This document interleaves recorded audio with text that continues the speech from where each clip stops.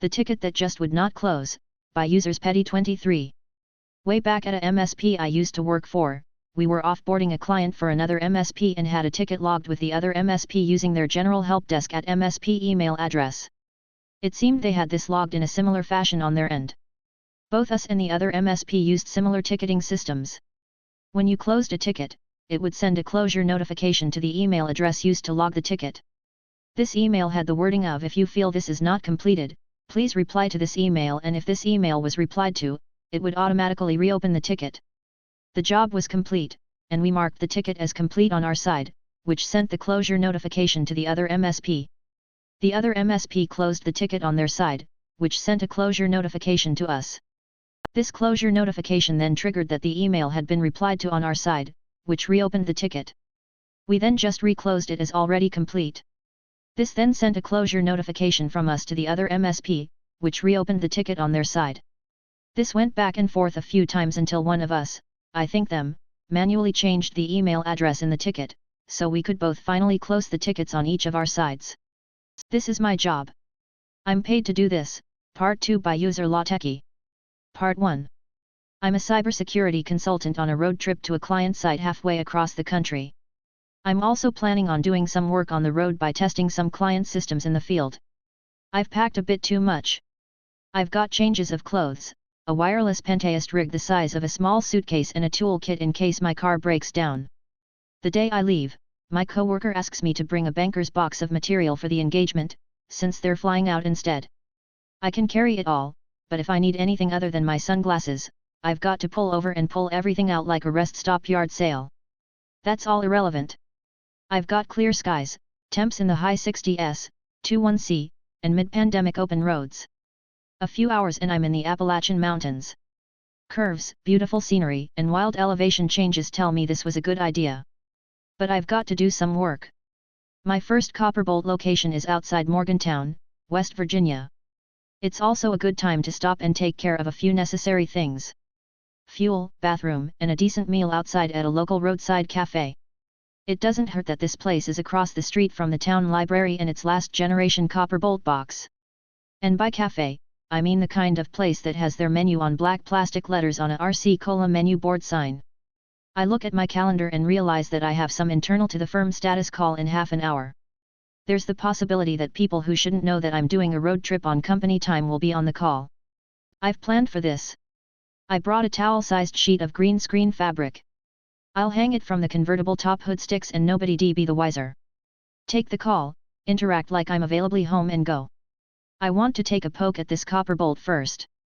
That means I've got to dig out the bunch of Wi-Fi cards, SDRs, USB hubs, and cables, like an HR Geiger Micro Center. I stack my other luggage on the hood and next to the car, then pull out the plastic bags holding the components. 20 minutes to call.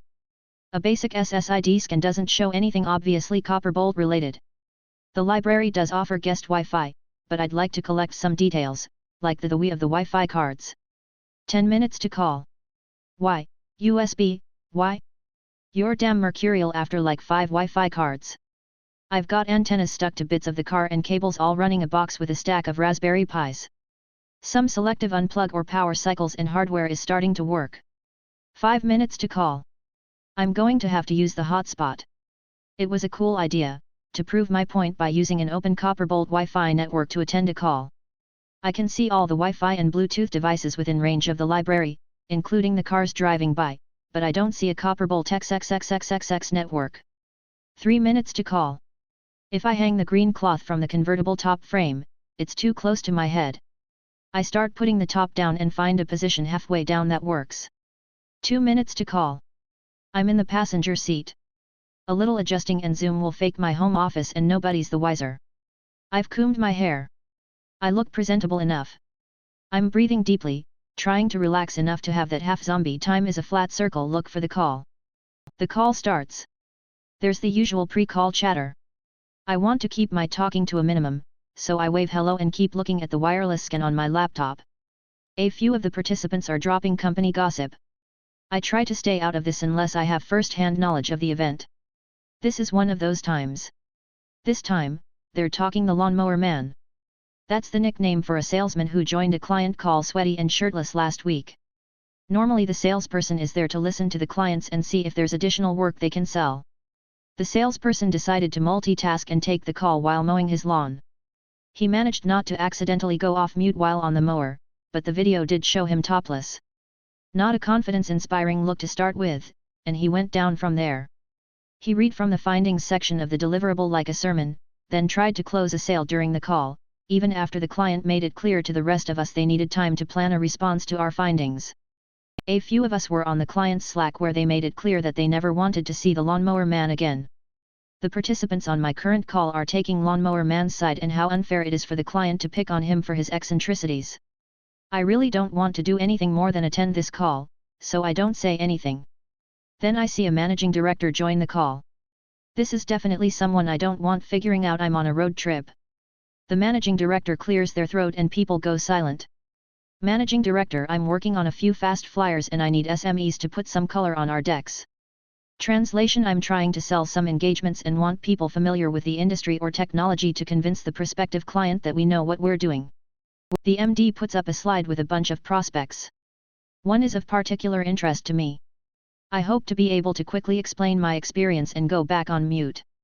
We go through the first 5 or 6. I nod silently to look engaged-ish. Mine is probably number 8 on the list, so I'm coming up with my elevator pitch. I notice a new Wi-Fi network, named Bobby's Chevrolet, appear on my scan. The 7th is something industrial. I think it's some component of an oil refinery or chemical plant. I'm only paying attention to know when the discussion ends. I hear the squeak of brakes and the clatter of a diesel engine by my ear. There's a Chevy Silverado pulling into the spot next to my car. It's got a modest lift kit and a middle-aged man wearing a safety green t-shirt and wraparound sunglasses. He's surveying the scene with suspicion. Man, hey! What on earth are you up to? Oh no, he's talking to me. I double-check that I'm on mute, take my headset off and look up at him. Mia, I'm working. Can you leave me be? Man, what? Are you an influencer? Me, look, Bobby, I'm working. I'm paid to do this. Guessing at his name definitely surprised him. He gets out of his truck and double-checks that it's locked before walking slowly to the cafe. And somehow I missed the engagement I wanted. The call eventually ends and I get to show attendance by saying thank you before dropping off. I go back to looking for the copper bolt and after a bit, determine that it's not doing anything wireless. That's a data point. It's time to get back on the road, but it's also time for a cup of coffee.